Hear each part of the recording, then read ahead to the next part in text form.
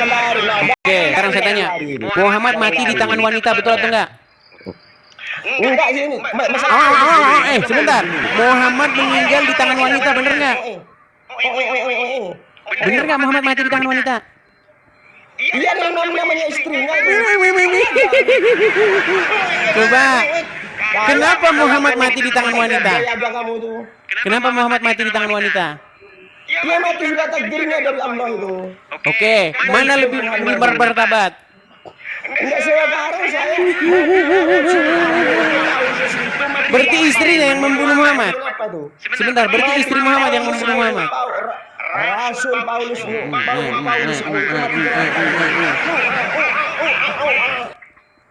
Tenang, jangan marah-marah dulu. Tarik nafas. Iya, jangan marah. Hembuskan. Oke, tarik nafas. Oke. Hembuskan.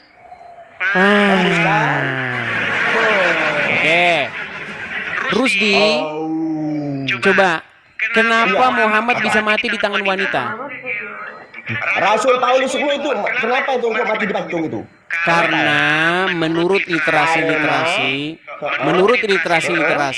yang saya baca, Rasul Paulus itu dihukum pancung karena dia mengajarkan ajaran-ajaran yang bertentangan dengan seperti itu menurut pandangan mereka, menurut pandangan orang yang menghukumnya. Sudah? Oke, sekarang saya tanya, Muhammad diracun wanita karena apa? Itu bukan urusan saya itu. Bukan urusan saya. Itu kamu namanya pengecut namanya. Bukan urusan saya. Lalu itu siapa itu? Kalau Nabi Muhammad itu mati, itu diracun, betul nggak? Kena racun wajar. Ya, yang meracun wanita nggak? Karena beliau manusia. Yang meracun wanita bener nggak? Tuhanmu mati terkutuk di tiang salib digantung.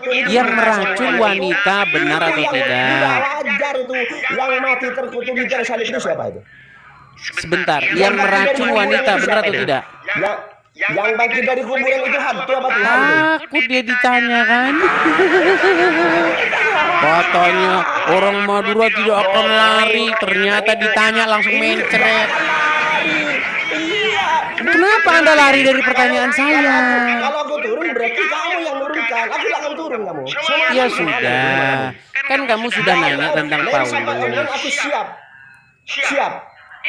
Lari kemana-mana mau ngeles. Oke,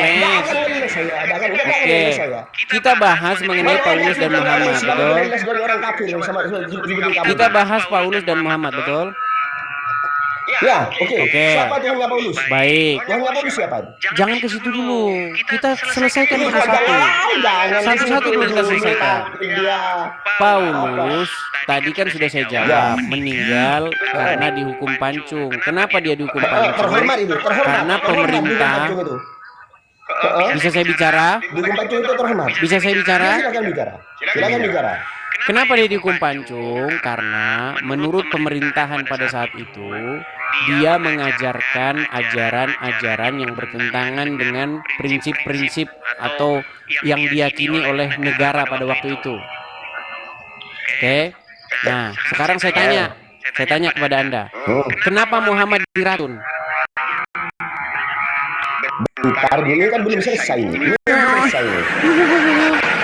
Kenapa kamu langsung gelagapan kalau ditanya Muhammad diracun? Masalah Paulus kan belum selesai nih. Oke, di mana belum selesainya? Coba, di mana belum selesainya? Paulus itu siapa yang angkat Paulus sebagai rasul itu? Yesus sendiri. Yesus sendiri kan sudah terangkat apa tidak itu? Apa belum? Yesus masih ada enggak itu? Ketika Yesus sudah terangkat ke surga, saya bacakan, saya pakai dalil. Bentar. Kita tunjukkan dalilnya, ya. Bagaimana kisah pertobatan Paulus dan Paulus diangkat menjadi rasul oleh Tuhan Yesus, ya. Itu ada di dalam nih. Bentar.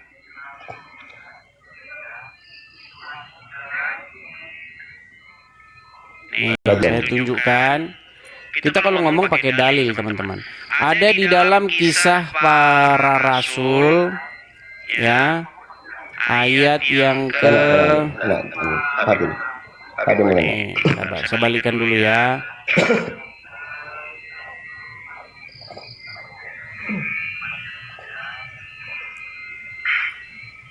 Masuk dalam aku.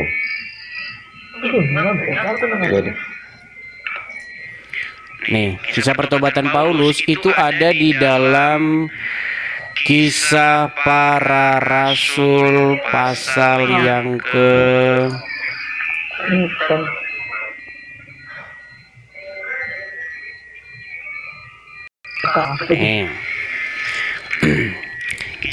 kita mulai dari yang pasal ke-8 ya.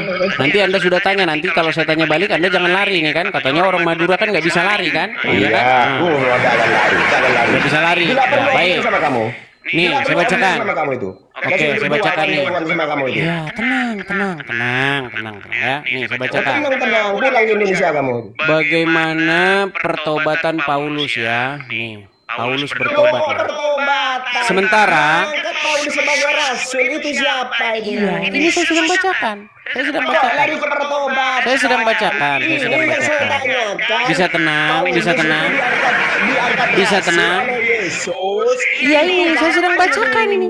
Saya sedang bacakan ini. Bacakan, segera. Baik. Bacakan. Baik. Jawab tuh.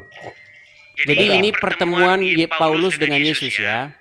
Tetapi ini ya, jawabnya Saulus, ya kan? Tetapi bangunlah dan pergilah ke dalam kota. Di sana akan dikatakan kepada kamu apa yang harus kau perbuat.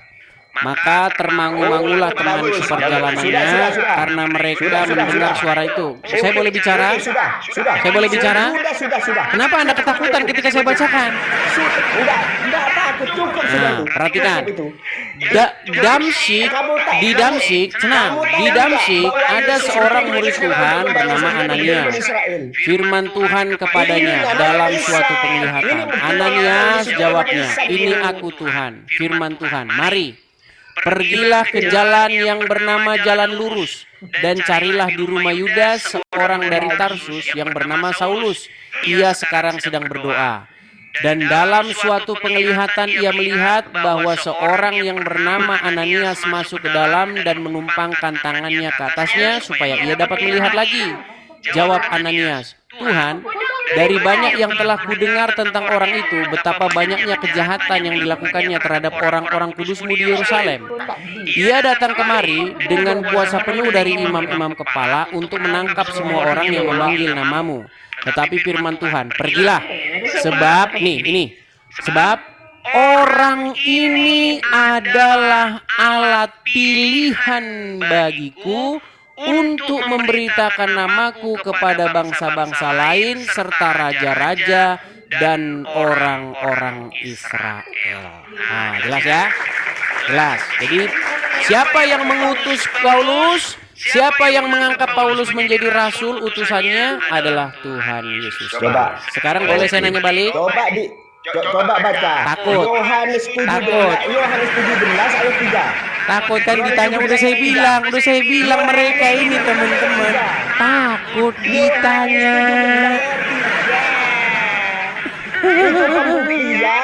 Gimana? Berani saya tanya tentang Muhammad, berani? Baca Yohanes 17 ayat 3. Katanya orang Madura nggak akan takut kalau ini.